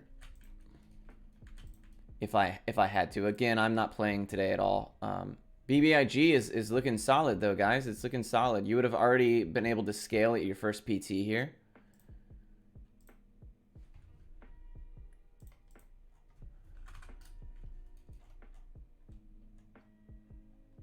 Look how we caught that knife to the cent. That's unreal. Unreal. 3.9 to 3.9. I mean, it doesn't get much better than that. Small move, of course, but, you know, it is what it is.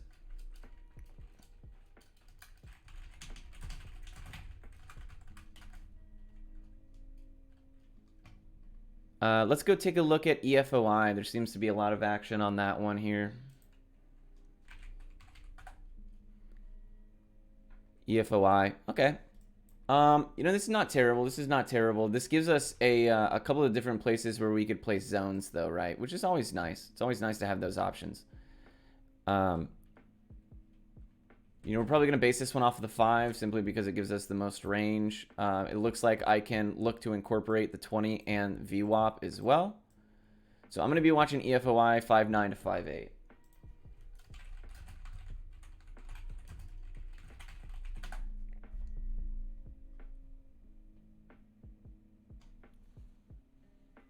Well, might be sooner than I anticipated, but we'll see. We'll see for sure.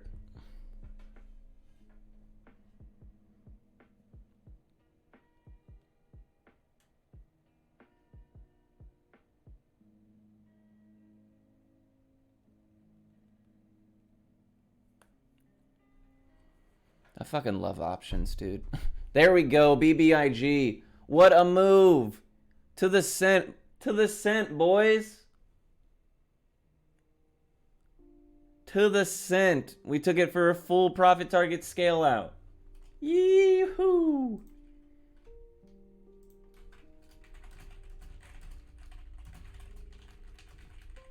Gotta flex in Discord, otherwise, like, did you even take the trade?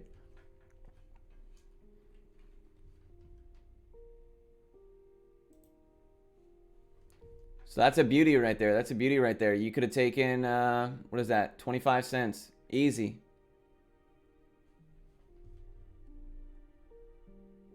You're going to get banned? That's okay. It's okay. Skunk breeder? Oh my god. Are you really a skunk breeder? Where do you live? How do you find your options place? So typically the same way I do this, right? First of all, I'm not going to lie to you. If you're looking to find somebody calling out options that you feel like you can make bank on, then look no further. Let me link somebody in chat. He is he don't miss. He don't miss. Yeah, okay, Manziel. Yeah, that's I was just about to link him. He don't miss. He don't miss. He's too good. But when I do my own options plays, which I do every day, I will do it a lot the same way here. A lot of the same way here. So what you see, instead of doing bids on this, I would simply go look to, maybe do my descending bids like normal, as well as it's in this move, look at what the option chain looks like. So let's go over here and see what the option chain looks like on BBIG. What is that, BBIG? BBIG. Okay.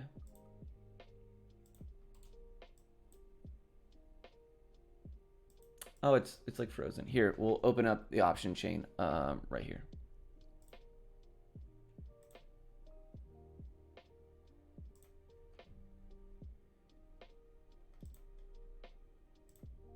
Okay, so this is the option chain, right? So as this move dipped into our buy zone here, right?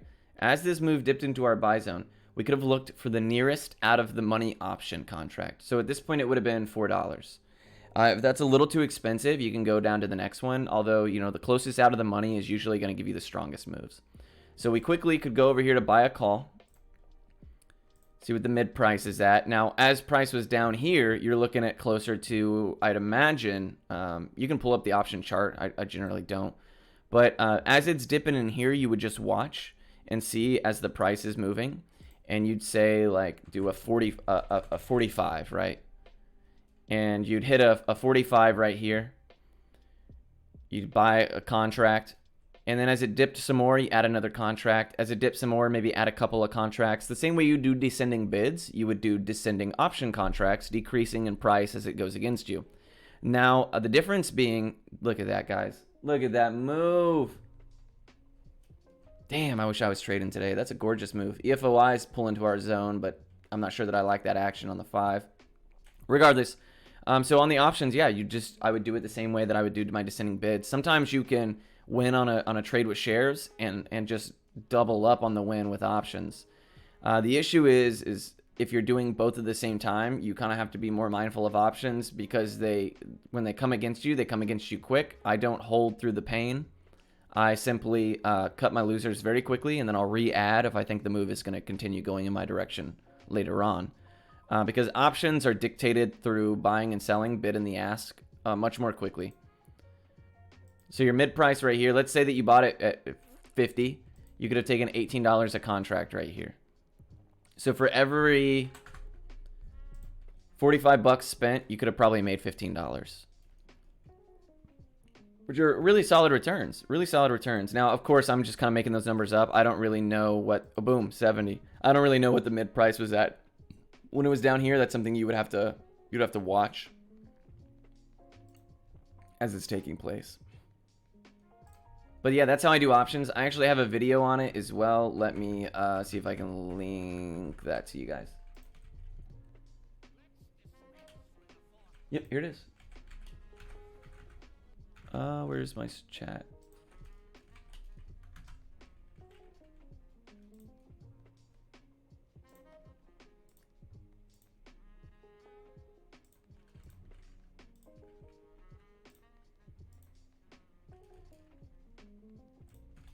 That is my video on options. It's more or less just a more in-depth method of what I just explained.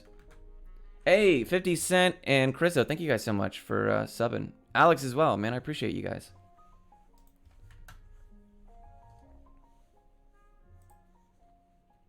Yeah, sure. Sorry, I don't know if LEDS ended up working out or not, because we moved away from it.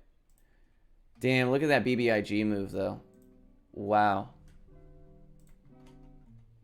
Gotta flex in chat again real quick. Even though I didn't even take it.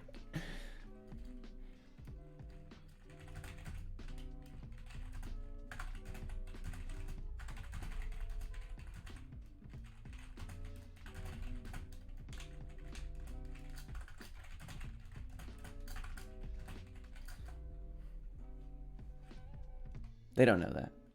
So if you held, obviously, I mean, we had our bids, right here perfectly. So you literally caught the bottom of this move. Now, depending on when you scaled out is up to you, but let's say in a perfect world you bought the bottom and you sold the top. I mean, damn, dude. The ticker's range on the day is only about 60 cents. And you managed to catch, if you took this move, 2/3 of that. 60% of the range on the day. That's crazy, man. That's awesome. That's awesome. It's nice to get excited about things like that, you know. It's always fun to, you know, have things work. Now, would I have been stopped out of this? Probably pretty close. The EFOI range, whew, I probably would have given myself the 200 SMA for support. You know, that's a really strong indicator. Yeah, so I might have risked down here. Obviously, I'm not in the trade, so I don't know. Looks like it might come against us anyways. So that was not a good trade, but it'd be like that. Let's go take a look at LEDS here. Well, so real quick, we can draw a trend line right here. Yeah. I would have probably stopped out of that. LEDS, but like, look at this, right? Let's real quick before we move on. Let's say that we got stopped out of this for $100 max loss or whatever your account is, $100 max loss. Over here, when you take this trade, you just made, you know, close to 2, 3, 4 times that. So as long as you're maintaining, you can sometimes take 2, 3 losers and still be in the green with a single winner. And then that's why risk management is so important, because like, I'll be the first to admit I'm not right all the time. Not even close. Looks like LEDS is approaching our zone here. This will be interesting to see because, like I mentioned, the trend is very sharp. You're getting it at spot right now. We're on the 10. It could be potentially testing that trend line support.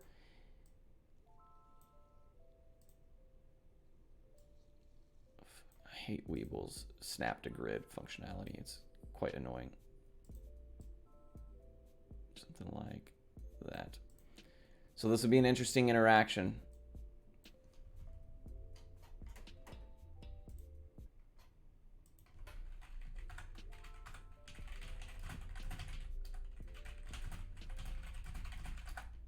Look at that BBIG move, man. I'm going to take a picture of that one. That one's too fresh.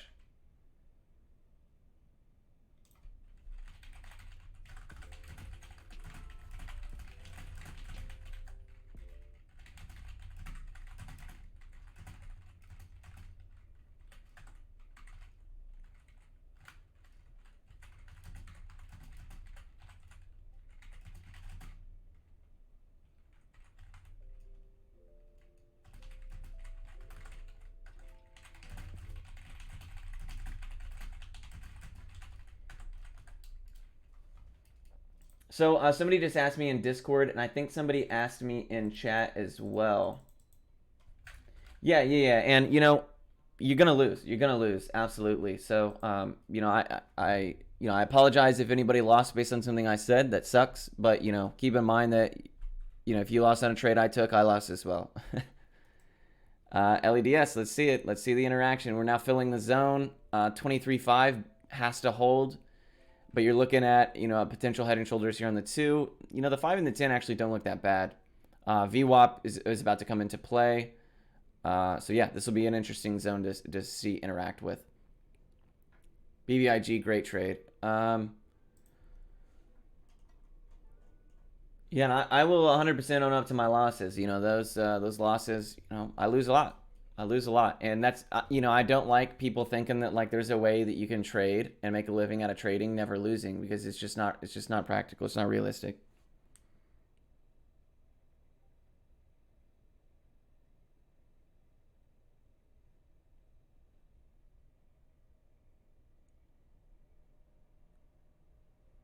So I feel like if you're, you know, making trading content or trying to teach or what have you, it's very important to, you know, bring up the fact that, you know, losers are a fact of the game.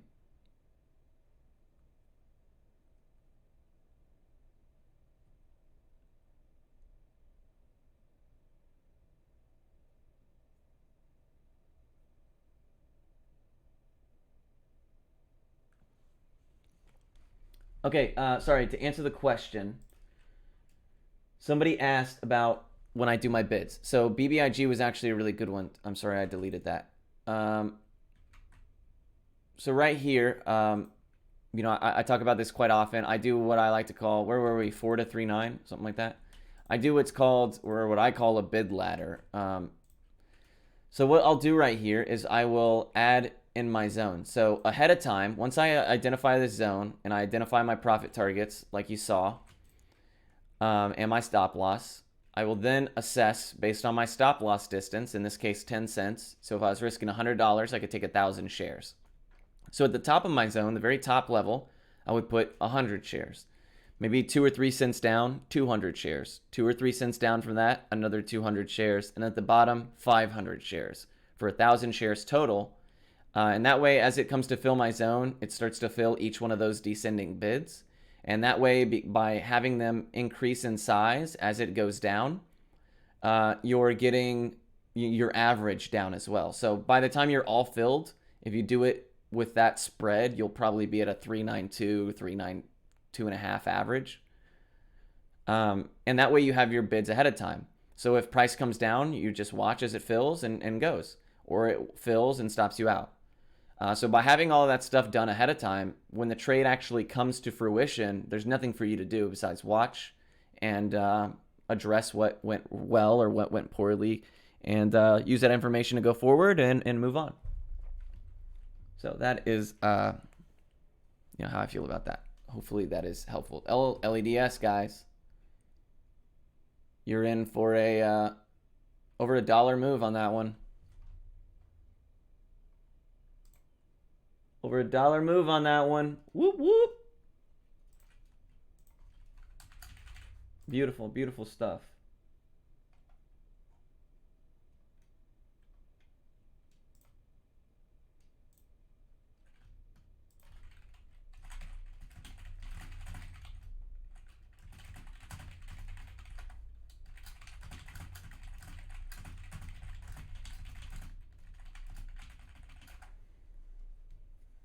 Got to flex in Discord, you know the rules.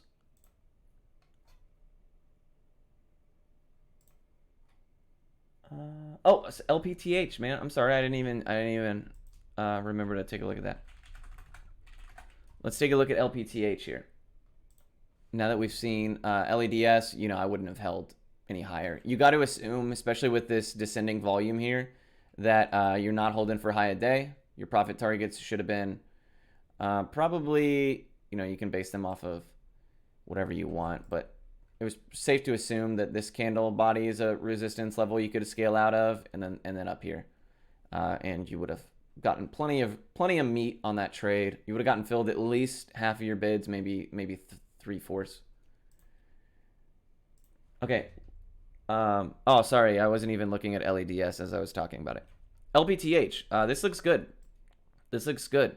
This would have been, sorry, I should have gotten to it sooner. This would have been the move right here. That's kind of a tight range. You could have done. Maybe you could have incorporated VWAP. It would have been hard to identify a solid zone right here that would have taken advantage of this without utilizing the 2, which I tend to not really do a whole lot. But yeah, this is that move right here. What I'd be looking for now is a break of, well, that looks good, and a break of this level.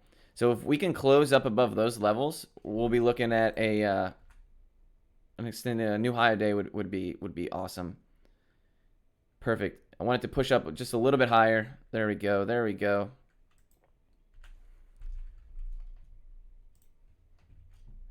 Do you use level 2 in time and sales at all? So I use time and sales a lot. However, it's not necessary. I use it a lot when it comes to adding to winners, right? Looking at how the time and sales is moving, the how rapid it is, the pure volume of it, what the primary color is. Those can be a lot of indicators for adding to size. So like oftentimes when I'm in a winning trade, I'll double or triple my size as it's going in my direction. I'll average up essentially. And if it's a really strong move, I'll do that. And time and sales is how fast the time and sales is moving, what the size of the orders look like, are they primarily buy or sell. Looking at level 2 to see, if the bid is moving closer to the ask, or if it is the ask moving closer to the bid. Things like that can help me to identify, when I'm looking for any kind of information really quickly. That does help. Not necessary. I know a lot of people who don't trade with either. So that's totally up to you. I think that learning the tape is a really helpful skill. So if you want to learn the tape, I definitely would recommend it. I think it is a very valuable asset, even if you don't plan to use it for small caps. Yes. Oh my God, level 2 is so bad on Webull. And the time in sales is not great either.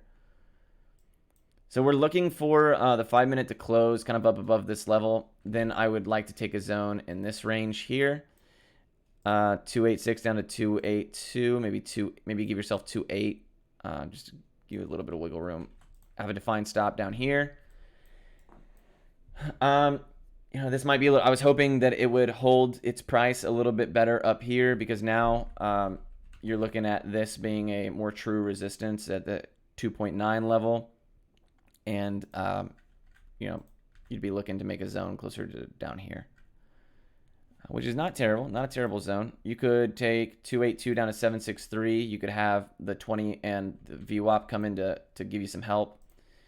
You could have a 5-cent risk right here at the failure of all this, low of the trend, 20 and VWAP all have to cave in order for you to be stopped out, in which case you definitely want to be stopped out because it's a definitive loss. So do you move stops up to break even with a trade like BB? Yes. So that is a very good question.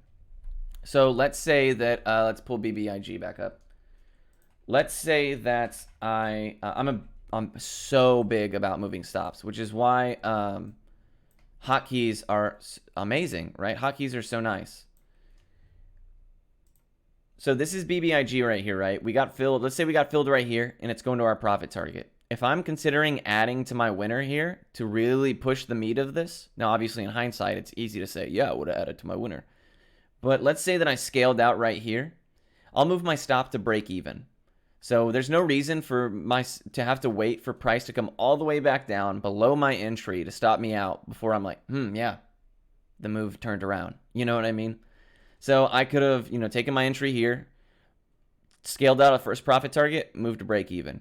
As it goes, scale a little bit more, move it to, you could keep it at break even, or you can move it to the last area you scaled. So that way you're still making money. So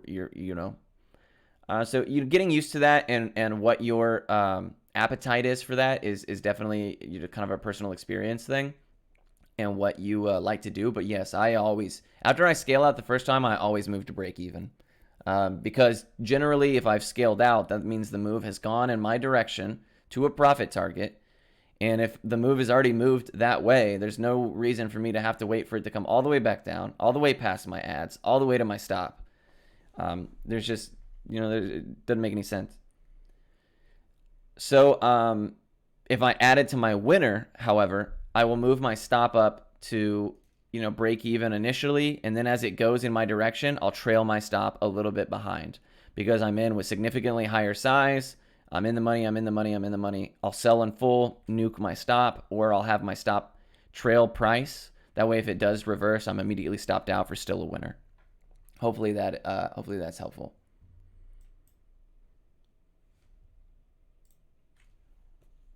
Kind of double-edged sword. You want to dip to buy into, but if it dips too much, then it's bad news. Exactly. Trading trends is very much like that. That's why I tell people that, like, when you create a trend, you want to create a trend that's not too low. Like, I think people will oftentimes be like, yeah, I want to get in down here. But, you realize what that does to the trend. That, tells you that all of a sudden you might be catching an ad as price has decided it's trending the opposite direction. So finding trends and adding in zones, which are generally lower lows, higher lows. Geez, I always get that mixed up. So you'll see right here that this was the low of the trend pullback previously, and my next zone that I addressed was above that, and then I risked that previous low of the trend as my stop loss, because if it comes back to that low of the trend, I know that that was no longer the bottom. We're setting a new bottom, and I like to get in at the bottom. So yeah, I will generally always look to make zones that are slightly higher than the previous low of the last trend pullback, simply because I like to have these prices be within higher lows, and that says the trend is still strong. This one was a beaut. So it's a good example to use. Not all of them, work perfectly, of course. LEDS, good example here. We got filled like half the move or something like that. I think we were, I can't remember off the top of my head. I think we were like in this range. So obviously we didn't get filled to the cent, which you can not expect to do most of the time. And then, as we scaled out here, maybe over the first scale out level, we could have moved our stop up to break even. We're risking nothing. We're waiting. You scale out the rest, cancel your stop, and move on with your life. Now, would I take this zone a second time right here? Probably not. Based on the sharpness of the trend that we've already discussed, I think that, remember what I said, like when a sharp trend like this has some decent selling action, we caught the bounce going up, but shorts will see this lower high. They'll see the volume start to descend. You had this big push of volume to push you up on this bounce, and now it's failing. Shorts will look to take an entry here, probably adding within, this range. They'll risk up here, and they'll look to push this move downwards. And, obviously the volume and momentum is dying out of it, so it's a good position to look for short. So it's important to think that, oh, is this a good area where people would like to short? Because if so, I don't want to be caught up in that battle. So I take profits very quickly on secondary bounces after high of day. I don't ever hold for high of day. Unless the volume is increasing even higher than it was over here, it's unlikely that it pushes to the same levels.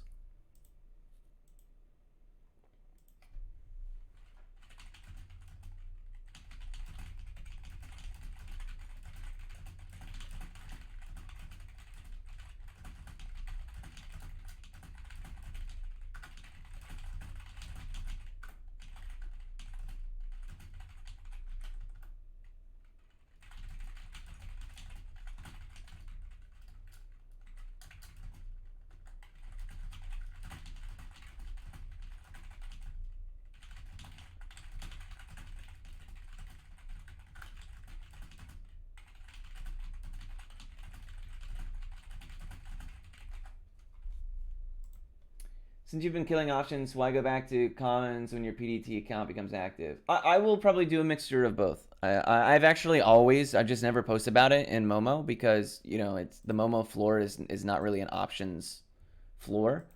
So I've always traded options. Unusual Whales is a big fan of mine because I used to shoot the shit with him. If you follow him on Twitter, he's an options Twitter account. I've always actually traded options, especially in large caps on the firm account. So I'll continue to do that. I just, previously people didn't really have a whole lot of interest in options. It's very hard to talk people through scalping options as well, like as it happens, because, the spread can come against you or go in your direction really quick. And it's hard to kind of coach people or explain to people as I'm in the move, what I'm looking for, because sometimes it's very quick. But I will personally continue to do options. I love options. I love anything that has a definitive risk. I love definitive risk. If I can look at it and be like, yeah, this is how much I'm risking. I know exactly when I would consider this a loser, all that stuff. I love that. And options have a lot to do with that as a mechanism.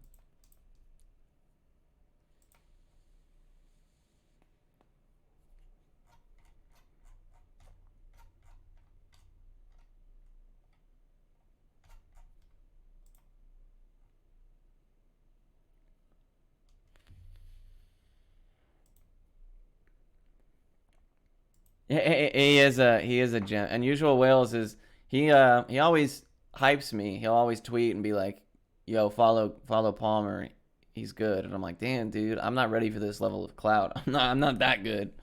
I just scalp options, which is a lot easier than like if you're talking about these people who do shit like they're crunching calculus on the Greeks to identify value entries 6 months ahead of time and shit like that. Like, hell no, I want nothing to do with that. I'll scalp my options all day though. I love it. Yeah, Unusual Whales is hilarious, dude. He's got a fucking gif and a meme for everything. He's a cool guy, man. AMC gang rise up. Let's see. Oh shit, Smile, you're not wrong. AMC is trying. So shorts would be looking to take advantage of this for sure. Rejection on a high time frame at the 200 SMA. That's pretty strong. Yeah, I don't know, dude. I'm literally scared shitless. I made some good money on puts yesterday, but I waited until the back half of the day where the chart was kind of decided. And it's a good thing I did too, because in the middle of the day it rallied to like its all-time high for fucking no reason. I don't have an abacus. No, I don't. Yes, yeah. Well, I try not to do same days a whole lot. Um, some large caps though, it's pretty lucrative. But generally, yeah, I'll stick to weeklies generally. And the reason for that is very simple. Weeklies are generally less expensive than they're generally less expensive than say 2 month out expiration. And since I'm just scalping for the premium and I don't plan to hold it with the intention of seeing how it plays out until that 2 month expiration, there's really no need for me to pay that extra money. What time is it? Oh, it is time for me to go, ladies and gentlemen. Hop in the Discord. Hopefully, I'll be shooting the shit and still watching, even though I can't really trade today. But it was. Thank you guys so much for hanging out. It's so much fun to talk, especially in pre-market and stuff like that, and kind of develop a plan and what have you. I will catch you guys in a few days, I guess. I'm going out of town this weekend, so I don't know if I'll do a trade review tonight. But I'll be in Discord, obviously. You can holla at me anytime. Otherwise, if I don't see you until then, I will see you guys Monday. Be well, guys. Good luck. Finish this week strong and go into the weekend better than you started it. Take it easy.